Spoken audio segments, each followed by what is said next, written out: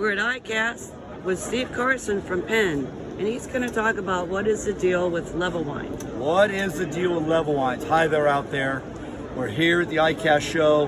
Basically, the entire fishing world is here. There's so much exciting stuff going on. And it's nice to talk about the new stuff, but sometimes you have to talk about the stuff that's been around for a while too. And one of the most basic things you want to understand is the difference in star drag reels, which for saltwater fishing are the most popular style of reels. There are others we'll talk about later. Star drag's the most common, but some have a level wind mechanism that see if I can make that work, that lays the line nice and even, and some of them don't have that. And why would you have one versus the other? Well, for casting distance, if you're trying to cast something far out, whether it's a bait or a lure or whatever, if you're trying to cast it a long way, the level line mechanism can slow it down a little bit. So your reels made for super distance casting will not have the level line. Well, so what do you do? What do you have to do? Well, assuming that you're right-handed, I'm not sure what to tell left-handed people. Make sure that when you're reeling in, you put your hand in front of the reel, and while you're cranking, your left thumb is got the line and it's going back and forth, back and forth. Now, braided line can cut your fingers, so you have to be kind of careful. I actually buy the KT tape.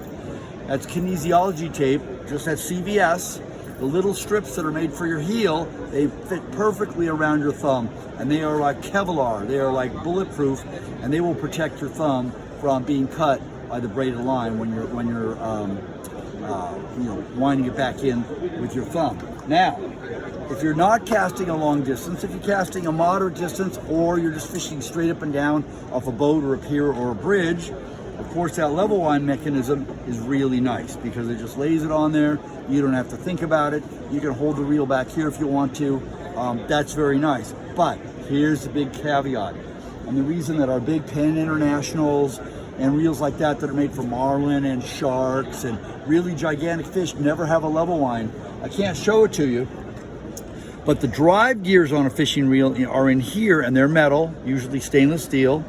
But the gear that drives the level line back and forth is right about there, and it's called an idler gear, and it's made of plastic. That's because it's like a circuit breaker in the system. So if you get your thumb caught in there, or the corner of your shirt caught in there, or your jacket, or anything in there, if that idler gear is made to fail. It's made to break so that you don't get damage to your main gear train. You also don't chop your thumb off. That's a side benefit. And so reels that are really made for gigantic, fast fish, tuna and sharks and marlin and things like that, they never have a level line. They literally don't have them. Even in a reel that's $700 or $800 where they could put anything on there that they want. But if you're fishing, like you say, fishing for snappers or groupers, or anything under 50 pounds. Sometimes people think they're fishing for 100-pound fish, but they're really fishing for 5-pound fish. I mean, that's the reality of it, because all of us, we're all wishing for the next bigger fish. So in a functionality issue, level wind is a very, very nice convenience. But for either heavy duty use or long casting use, the level wind system is not that great. So there you have it.